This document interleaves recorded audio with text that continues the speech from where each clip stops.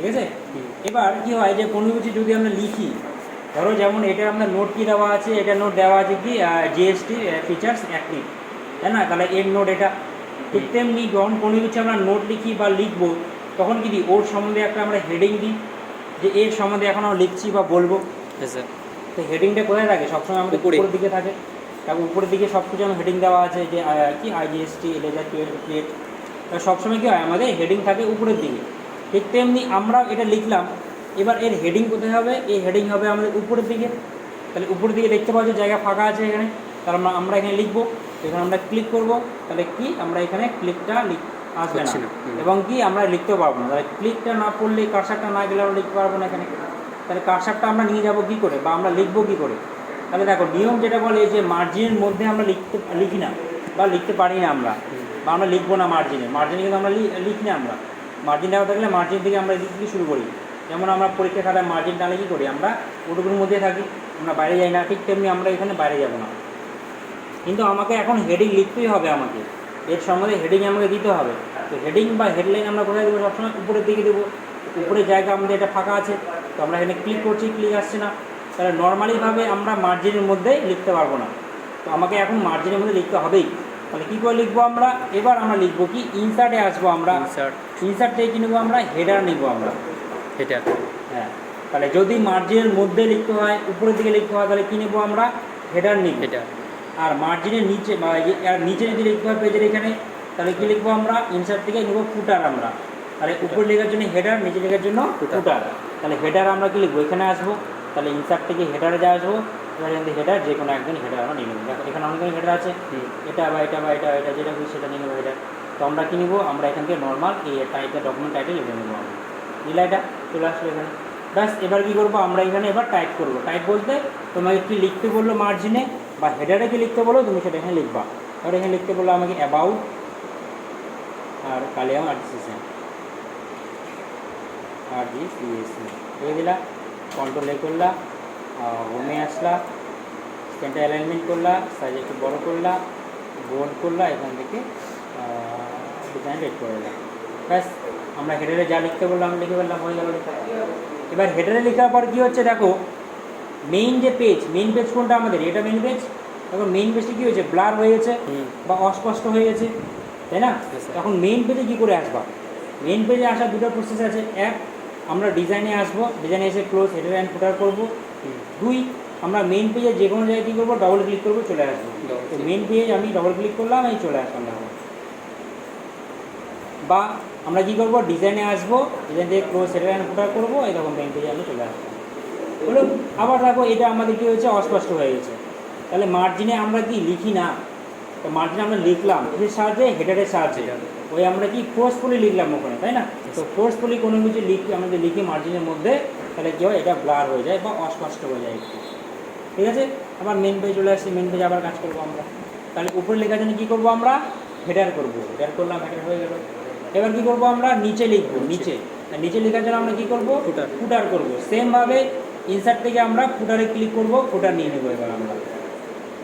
এবার আমরা চাইলেও ডাইরেক্ট আমরা এই ফুটারে কী করবো, ডবল ক্লিক করবো।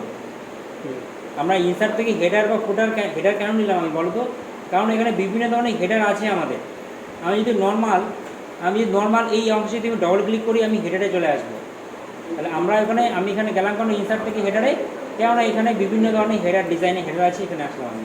তুমি যদি নর্মালি নাও তাহলে ডাইরেক্ট তুমি এখানে ডবল ক্লিক করো, হেডারে চলে আসলাম।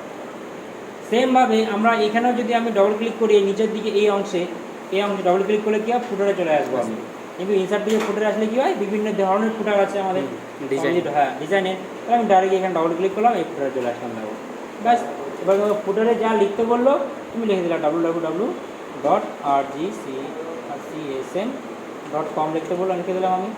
কন্ট্রোল এ করে নিলাম, হোমে আসলাম, আমি এটাকে রাইট অ্যালাইন করে নিলাম, কালার অন্য কালার গ্রিন কালার করলাম, বোল্ড করলাম, সাইজ একটু বড় করলাম, এখান থেকে আমি এটা ধরনটা চেঞ্জ করলাম। ব্যাস হয়ে গেল আমাদের, বোঝা গেল। তাহলে উপরে লেখার জন্য কী ব্যবহার করবো, হেডার, নিচে লেখার জন্য ফুটার।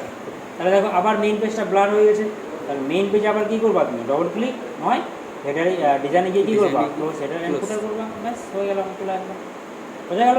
তাহলে উপরে লেখার জন্য কী করবা, হেডার, আর নিচে লেখার জন্য ফুটার ইউজ করবা, ঠিক আছে। এবার আমাদের আর একটা আছে কি, সেটা হচ্ছে ড্রপ ক্যাপ। ড্রপ ক্যাপ কি, অনেক সময় দেখবা এখানে বই থাকলে ভালো হয়। এবার ড্রপ ক্যাপ বলতে আমরা কি বুঝি, দেখবা যে অনেক সময় কোনো লেখা দেখবা খুব বড় ধরনের হয়, বড় হয়, দেখাচ্ছি আমি, তা বুঝতে পারবা। ওটাকে সিলেক্ট করলাম আমরা, ড্রপ ক্যাপ পড়তে গেলে ওটাকে সিলেক্ট করবা, ইনসার্টে আসবা, এই যে ড্রপ ক্যাপ দেওয়া আছে, ড্রপ ক্যাপ নিবা, ড্রপ আছে, একটা ইন মার্জিন আছে। ইন মার্জিন বলতে মার্জিনের ভেতরে, ড্রপ বলতে পেজের ভেতরে, আমি পেজের ভেতরে রাখলাম ড্রপ। তাহলে এরকম লেখা আমি দেখতে পাবো কোথাও, হ্যাঁ স্যার, কোথায় দেখা যায়, হয় কোনো ম্যাগাজিনে দেখতে পাই আমরা, বইও আছে স্যার, বইও আছে, তাই না? ব্যাস, তাহলে এটা কি বলে, এটাকে বলে ড্রপ ক্যাপ। ড্রপ।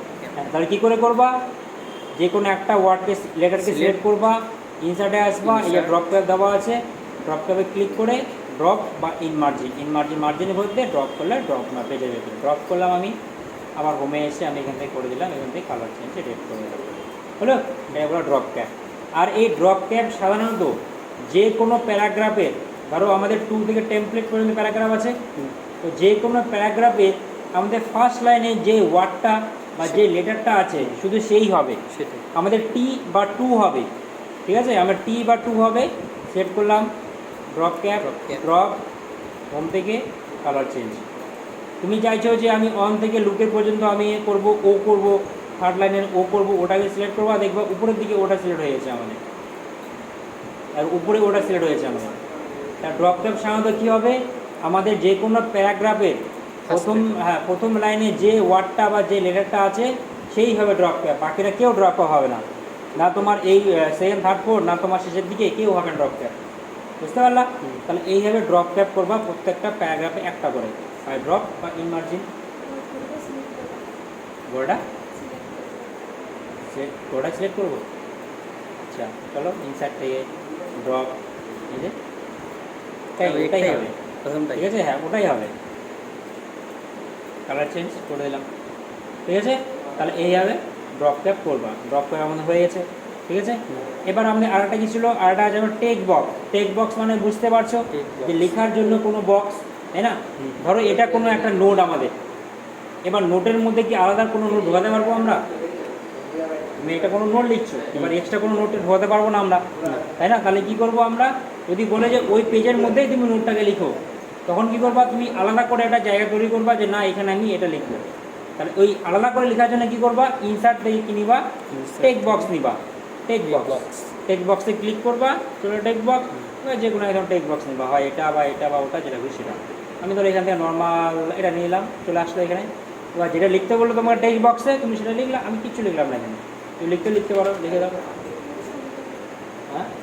হ্যাঁ ছবি হবে, সেভ ফিল কালারে আসবা, পিকচারে আসবা, এই যে এটা নিলাম, ছবি নেই, এটা ছবি আছে, এই ছবি চলে আসলো, ঠিক আছে। সেম যেভাবে আমরা করছিলাম সেটসা, ওইভাবে চেঞ্জ সেট করলে চেঞ্জ সেট করবা, এই চেঞ্জ সেট, শ্যাডো দিলে শ্যাডো, দিলে শ্যাডো, থ্রেডে দিলে থ্রেডি, যেটা সেটা হলো। তো এটা আমাদের কি, এটা আমার টেক্সট বক্স।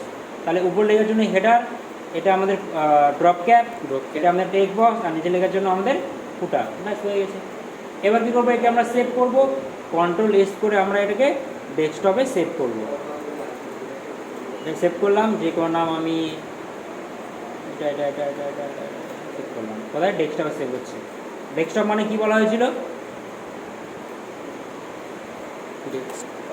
কি আচ্ছা, ডেস্কটপ মিনস কি, লোকেশন নিলাম কি আমি, ডেস্কটপ। ডেস্কটপ মানে তোমরা এখনও জানো না, আর ডেস্কটপে সেভ করা হয়নি। কি ডেস্কটপ মানে কি বলা হয়েছিল, ডেস্কটপ মানে বলা হয়েছিল যে তুমি যে ডেস্কটপে ফাইল সেভ করো, তাহলে কী হবে, তোমার স্ক্রিনে এই ফাইলটা দেখতে পাবা, দেখতে পাচ্ছ ফাইলটা আমার, হ্যাঁ স্যার, এই যে BBNN। তার ডেস্কটপ মানে কি, সেভটা সামনে, সেভ করলে সামনে স্ক্রিন দেখতে পাবো। হ্যাঁ এতদিন ধরে ডেস্কটপে সেভ হচ্ছে কি, এখন যেটা বলছো না, বলা হয়নি আগে, ডেস্কটপ মানে কি, সামনের স্ক্রিনটা। তাহলে সামনের স্ক্রিনে যদি তুমি শো করতে চাও তোমার ফাইল, কী করবা, ডেস্কটপে সেভ করবা, ব্যাস সেভ হয়ে দেখা যাচ্ছে আমরা। এবার এই BBNN-কে আমরা ওপেন করব। ওপেন কী করে করব, আমরা ডবল ক্লিক করব, ওপেন হবে। আর কী করবা, রাইট ক্লিক করে ওপেন করবা, ওপেন হবে। বা কী করবা, ক্লিক করে এন্টার করবা, ওপেন হবে। তাহলে একটা ফাইলকে আমরা 3 ভাবে ওপেন করতে পারি। ঠিক আছে। এবার এই তিনভাবে বাদেও আমরা আরেকভাবে ওপেন করতে পারবো, সেটা হচ্ছে আমরা হাইপার লিঙ্ক। ওই হাইপার লিঙ্কের সাহায্যে আমরা এই পেজটা ওপেন করবো একটু পরে। আগে কী করবা, একটা ফাইল ওপেন করবা, নতুন ফাইল ওপেন করে ড্রপ ট্যাব হেডার ফুটার টেক্সট বক্স করবা, করে এটা ডেস্কটপে সেভ করবা, ঠিক আছে। তারপর বাকিটা বলছে ক্লিয়ার, হয়ে গেছে। ডেস্কটপ মানে কি, সামনে স্ক্রিনে থাকবে শেপটা। না বলা হয়।